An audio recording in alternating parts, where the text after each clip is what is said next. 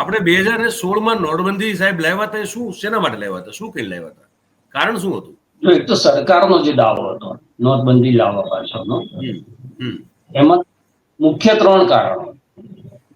એક તો કાળું નાણું જે દેશની અંદર છે બહાર ના, કારણ કે એ ચૂંટણી પહેલા બાબા રામદેવ એક ફોર્મ્યુલા એવી સમજાયેલી હતી કે ભાઈ આ કાળું નાણું પાછું આવી જાય તો દરેક વ્યક્તિને છે તમે આટલા પૈસા આપી શકો, આટલા વર્ષ સુધી જે છે એ ઇન્કમ ટેક્સ ના લગાડો તો એ ચાલે ને, વગેરે.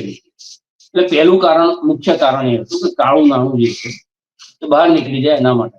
બીજું કારણ એ હતું કે આતંકવાદ છે એની કમર તૂટી જાય, એટલે જે નકલી નાણાંનો આખો વેપાર થતો હોય છે કે બોગસ કરન્સી જે બનતી હોય છે એનો મેક્સિમમ ઉપયોગ આતંકવાદના પોષણ માટે થાય છે. આ નોટબંધી લાગુ કરવાથી અને જૂની નોટો કેન્સલ કરી દીધી આતંકવાદની કમર તૂટી જશે.